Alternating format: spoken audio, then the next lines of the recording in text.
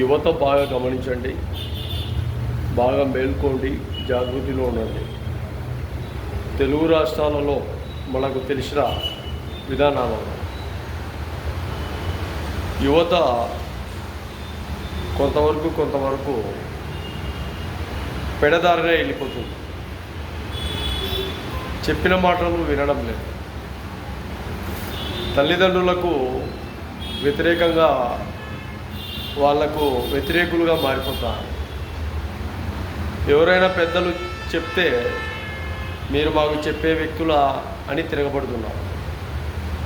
అదే విధానంలో స్కూల్కి వెళ్ళేటప్పుడు, కాలేజీకి వెళ్ళేటప్పుడు తోటి స్నేహితులతో, అలాగే వ్యక్తులతో, గురువులతో, ఉపాధ్యాయులతో, టీచర్లతో ఏ విధంగా ఉండాలో తల్లిదండ్రులు చెప్పిన విధానాన్ని గమనించక, గురువులు చెప్పిన విధానాన్ని గమనించక ఇష్టానుసారంగా ఉండడం వల్ల నేటి ప్రపంచంలో చాలా వరకు ఇబ్బందులు గురవుతూ కొన్ని వ్యసనాలకు దగ్గరవుతూ కొన్ని ప్రాణాలు పోగొట్టుకునే విధంగా యువత తోడయ్యారు.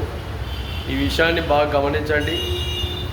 అనవసరమైన విషయాలను పూర్తిగా కలగజేసుకొని వాటిపైన తిరుగుతూ ఇబ్బందులు గురవుతూ మాటిమాటికి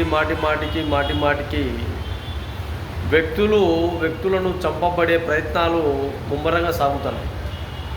అలాంటప్పుడు చాలా జాగృతిగా ఉండాలి.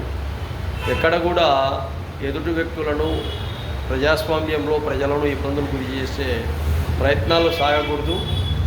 చాలా వరకు మన సిద్ధాంతాలు, మన పద్ధతులు, మన క్రమశిక్షణ వీటితో ముందుకు ప్రయాణించే విధంగా మీ మనస్తత్వాలు ఉండాలని యువతకు అందరికీ చాలా వరకు తెలియజేస్తాను.